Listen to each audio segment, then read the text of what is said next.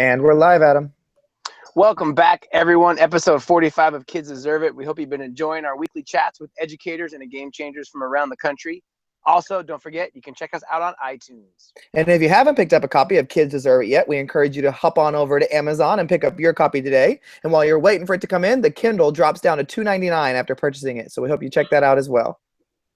Don't forget to join us for our Kids Deserve It chat on Wednesdays, 8 p.m. Central Standard Time, 6 p.m. PST. We highly recommend you use TweetDeck. It is a busy, awesome chat. And also check out Todd's Periscope right before the chat at 7:30 p.m. CST. This week, we got another great guest, but first we want to introduce ourselves. I am Adam Welcome, Director of Innovation and Technology in the Bay Area. I'm Todd Nesloni, Elementary School Principal in Navasota, Texas. And our guest this week is award-winning author Jewel Parker Rhodes. So Jewel, thanks for being here this week. It's my pleasure. Thank you. We want to remind all of our viewers to participate on social media, sharing out things that you love that sticks out to you from this episode. And thank you everyone for watching last week's episode. So Jewel, we have a few questions for you. So for those who don't know about you, tell us about yourself. Well, I'm a professor at Arizona State University. I've written 15 books, 9 for adults, but I was actually writing those adult books so I could become good enough to write for children. So right now that I've written my children's books and I'm writing more, I feel as though I'm living the life I was always meant to live. I love that. That's awesome. So talk to us a little bit about one book in particular right now, Ninth Ward, which is a Coretta Scott King honor book. Can you kind of tell us how that book came to be and where that came out of? Well, I've been traveling to New Orleans for decades, and so it's very, very dear to my heart. And the day that Hurricane Katrina hit, I actually had an adult novel come out about New Orleans. And I'm watching this and I'm thinking immediately, what about the children? I thought that because as a young mother, I was in the California Northridge earthquake, and I knew how terribly traumatized my children were. But then to top it off, 2 weeks later, I was in New Orleans on book tour. Can you believe it? And of course, Nobody wanted to see me. They had so much that they were dealing with. But I got to see up close and personal how this world that I had been a part of for decades had changed so severely. But still, I didn't write. In order to write a book, I've got to hear the character's voice in my head. So 3 years later, Hurricane Ike was coming, and all of a sudden I went to bed, I had nightmares, and I woke up, and it was, they say, I was born with a caul, a skin netting covering my face like a glove. And that was Lanisha's voice, and I was off. Well, I read that book and absolutely loved it. I thought it was a great story from the perspective of a kid. I just absolutely love that one. Oh, thank you very much. I love that too. I love the idea of writing strong boy and girl friendship tales and strong stories of how they survive, they use their resilience, how triumphant that they can be. And I think kids are so much smarter, wiser, and just wonderful than sometimes we give them credit for. So I love it when my characters lead the way and show the adults, hey, I got discovered. Totally. So thinking of the writing process, my daughter's actually in kindergarten right now and doing writer's workshop, and she comes home and says, Dad, I'm a writer. And I'm like, yes, you are, and asking her questions. It's amazing. So what is the writing process like for you? Like, do you pull from your own personal life, experiences, travels? Like, what is it like for you?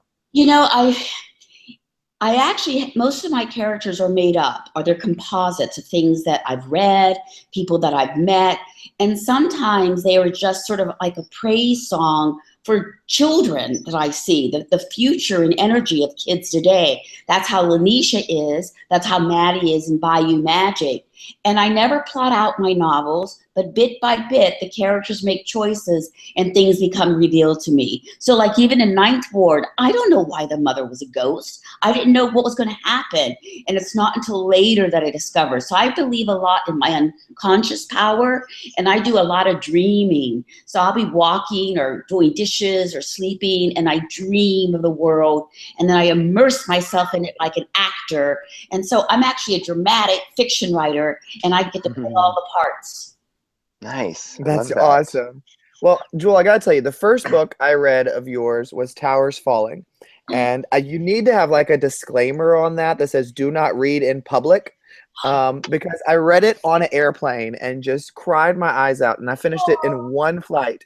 And it was just, to me, it was one of the most powerful books that I have ever read by any author. And also just, it brought up a lot of memories of September 11th as well. But the perspective at which it was told, and then what is revealed about the characters as you read the book, I mean, it just ripped my heart out, especially working with elementary kids. And the student in the book is a fifth grader. It was important to write a book like Towers Falling, because that's your most recent, correct? It just came out in July, I believe. Well, I actually didn't want to write it at all. My editor asked me to write it, and I said no for many months. But the more and more I kept thinking about it, the more I felt, no, I should try to write this book, because since 9/11, 84 million children have been born, and they have no sense of how our world has changed. They know that, this is the world that they live in, but they don't know how it's connected to 9/11. And so I thought they deserved to know, because fifth graders, in 8 years are going to be able to vote. In 8 years, they can serve our country. In 8 years, they'll be, ruling the world and going off to college. And so they deserve the tale. What I didn't expect is what you're talking about. The people who are adults living through it still feel the trauma. So I went to visit PS 146, which was the school that I based my story on, because they had a whole wall of glass windows, and the teachers saw everything. So when I was talking to their fifth graders, the fifth graders were curious, but the teachers were in fact crying. So it's a novel that works on two levels. It's cathartic for the trauma of people who live through it, but it opens up, I think, in a very humane, loving, and empathetic way, an introduction to how the world is different for kids who are growing up. I mean, I think it's an excellent conversation starter, too, for kids. It's an excellent entryway into the history of what happened in a unique way where they can truly connect with the characters and understand it more than just studying the history. Oh, absolutely. And I got to tell you, my greatest desire is for my books to be used in classrooms. So that literally, the school and library market, that's my market, because I think there are ways in which a great teacher, a parent, a librarian can engage in conversations with kids that actually extend the learning of the book. So this is just a spark, and it's what happened afterwards that's really the joy, the true gem of the reading life. Nice. So people we talk to, they always talk about their own experience at school, and it's always so fascinating to us to hear what school was like for people growing up. So what was school like for you growing up, Jewel? Mainly, I don't remember a great deal. I had a childhood that my brain just went, I am not going to remember that. So I remember snippets, okay? So one snippet that I remember is writing a book called The Last Scream and illustrating it too in third grade, and being asked to read it to all the other third graders. That was so cool. The other snippet I remember is the librarians who just kept handing me books, just like they were popcorn, and I was having a great time. And then in fifth grade, I remember a teacher who put on some music, and later I snuck up to see what the music was, and it was called War at Sea. And he said, write. And that made me so happy, and I just started writing. So I don't remember much, and I want to say to all those teachers and librarians who helped shape my life, who literally in a lot of ways saved my life, I'm sorry that I don't have that, I remember Mrs. So-and-so or Mr. So-and-so. But my childhood was pretty darn hard. I'm starting to cry about it now. And the thing that saved me were adults loving me, teaching me how to read, and inspiring my imagination. Nice. Love that. So, Jewel, what is a big piece of advice that you would give to educators because educators are our primary listening group. So what advice would you give to them? I think it's always, wise to, keep encouraging kids to read. But I think there are books for every single kid. So if one kid, especially in the library, doesn't like a particular book, give them another one, give them another one. I think that sometimes when I hear people say, you got to complete this book before you move on to another book, particularly in free reading, I don't think that's really necessary. The other thing that I find is that a lot of kids, when I ask them, do you like to write essays? Like I asked 400 kids yesterday, do you like to write essays? one kid raised their hand. And I know, and I reminded them, and I think maybe this is something that teachers can do too, that when you write an essay, it's just like a novelist, an author. It is an act of creation in which you're refining who you are. You're taking your heart, your mind, and putting it on the page. So that's why in Towers Falling, Deja's writing gets stronger and stronger. As she grows as a person, she becomes more fluent, more communicable. So I think in that sense, to always go back and remind kids the reason why they're doing this is not just homework, but always the teacher is making them more their beautiful themselves. They're more beautiful selves. Okay, I said that right. And so like they've invested in it. So I'm hoping we have more authors, particularly with the We Need Diverse Books movement. We need to have every kid out there feeling I can write essays, I can write fiction, I can write poetry, and we need them to tell their stories. Right. So as a former elementary school teacher, I've heard this for years, and I heard it when I was a principal. I have nothing to write about. What do you do, or what kind of advice could you give people when they're having writer's block or they feel they have nothing to write about? Like, what do you do to kind of kick your butt to go write some more or get some inspiration? One of the things I tell them, just observe, take a walk, observe, or write about the person you see on the subway, on our bus. And the idea is to imagine. So it doesn't have to be exactly who the people you are that you see, but just imagine. Or if you see the sun up in the sky, imagine what would it be like if one day you woke up and it was gone. So one of the things that I also talk about is writing like a movie. If you talk to kids, about doing a film, what do they see? That somehow that idea that they are a camera recording images seems to connect with this generation just a little bit more. And then they go, oh, or I tell them use even, and I'm sorry, people don't like video games, but I do tell them if they're playing video games, what they should think about is extending the story. That when they play the games, they're being passive. But when they go ahead and use their own imagination to extend the story or to take their characters and make a different world for them, then they're being active. Then they're being creators. And the story power of a video game, of a novel, of a fine newspaper article, they're all interconnected. Another thing that you can say, I'm sorry, I'm getting so excited. You can tell I love go. That's awesome. It's for them to just start telling the story, that oral tradition, so it's like, or get your iPhone and talk into the voice memo, or just pretend you're telling some friends a story and just talk it. So I think what happens is that kids, they shut down because they feel there's a certain right way to do things. And they feel expansive and open themselves up.